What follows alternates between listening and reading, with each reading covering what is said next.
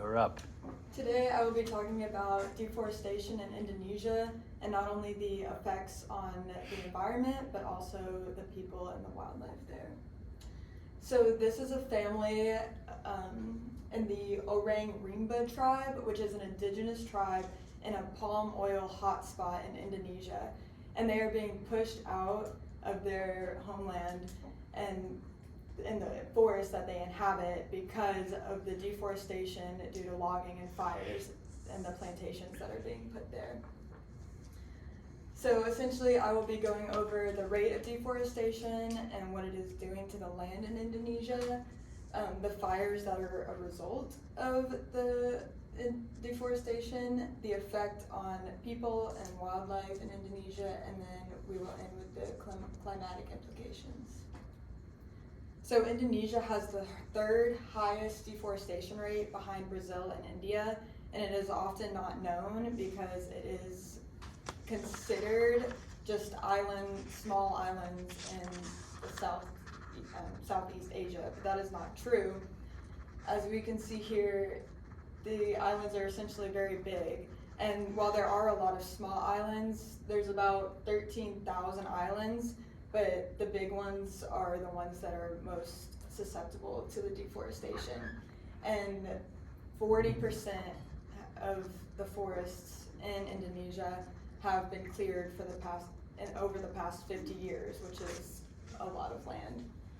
So this is Indonesia compared to the first highest deforestation rate country.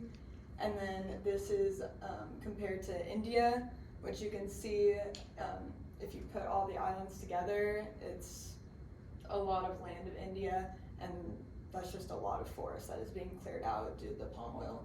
And because we're in America and we know America, this is also Indonesia related to America. So you can see it's not just a small island, it covers a lot of land. The World Resource Institute made this chart over the Indonesia primary forest loss over the last 20 years. And as you can see, it has declined significantly, but in 2016 it was at an all-time high, and the green shows deforestation due to logging, and the brown color shows deforestation due to fire. And this deforestation is mainly due to the palm oil that is being exported out of Indonesia, as Indonesia is the top exporter of palm oil, and they have gotten billions of dollars in revenue, so they are not going to stop anytime soon.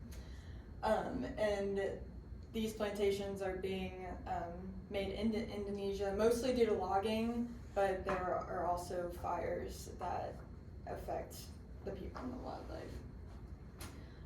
So at its peak, which was in 2016, palm oil driven deforestation amounted to almost 300,000 hectares in a single year, which a hectare is about 2.47 acres. So that is a lot of land in a single year to be cleared out. And this is due to plantations, but also like residential. And palm oil is in essentially everything, not everything, but a lot of things that we use that you might not realize. And I mean, if you eat chocolate or did your laundry, brushed your teeth recently, it's in a lot of things. So people aren't going to stop harvesting the palm oil because there is a large market for it, and people are going to buy all these products. So this comes to the fire-driven deforestation, which is not as huge as the logging, but it is what is causing a lot of the climatic implications and effects.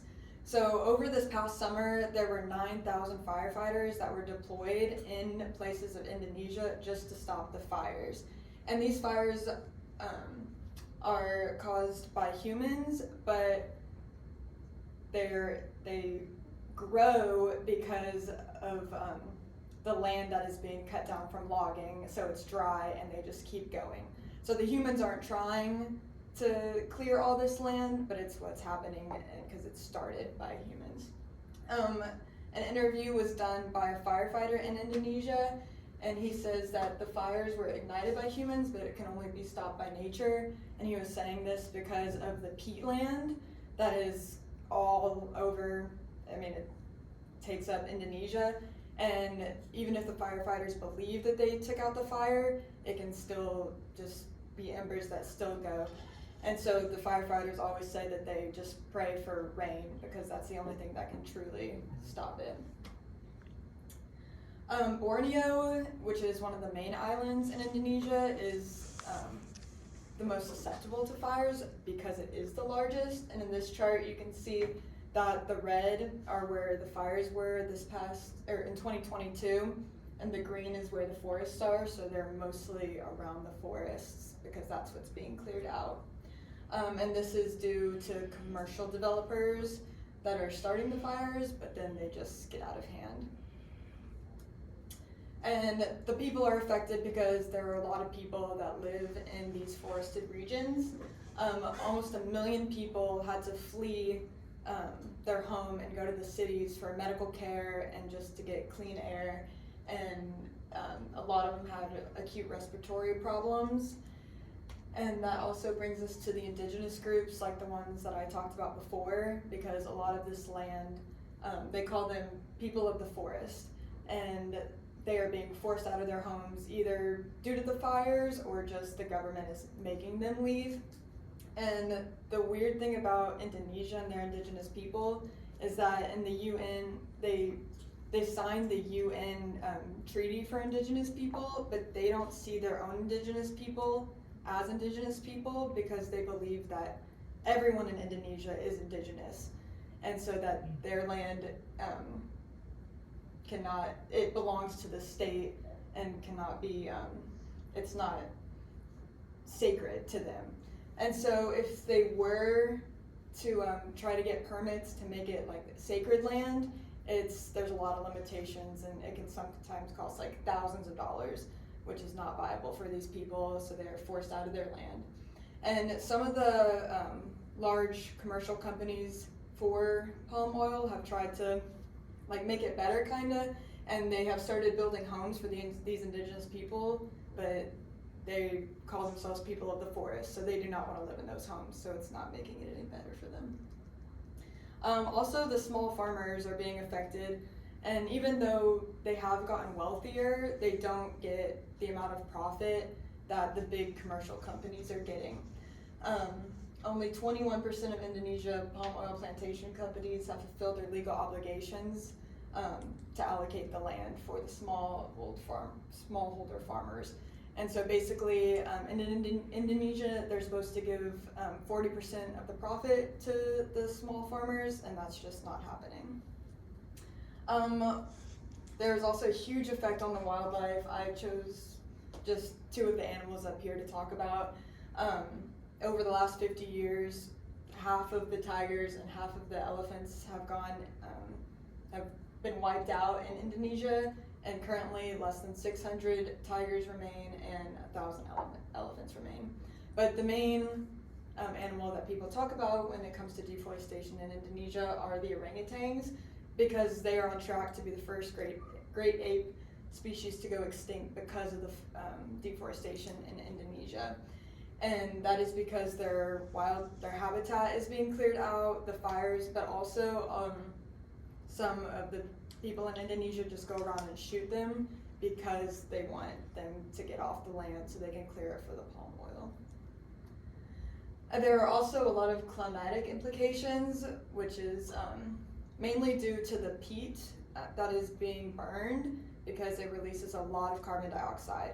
So instead of these forests being carbon sinks, they are becoming carbon sources because of the peat that is being released. And just a statistic, in 2023, between August and October, fires release 626 megatrons of carbon dioxide, which is more than the carbon dioxide that Australia produced annually that year. So just in those few months, the fires from the peat, or the carbon dioxide that is released from the fires released all that carbon dioxide, which harms Indonesia, but also the world because all that carbon dioxide is being released. So the future does look good right now for Indonesia because they have decreased 75% since COVID-19, and that is mostly due counted to the economic slowdown of COVID-19, and there has been a less demand in palm oil products, but experts think that will start back up again and they'll start deforestation because the demand for palm oil is going to rise again. So overall, deforestation has ignited a climatic bomb that has severe consequences not only on the environment but also on the social aspect of Indonesia. And there has to be education and advocacy in order to continue the decrease of deforestation and ultimately make it stop. Cool, thank you.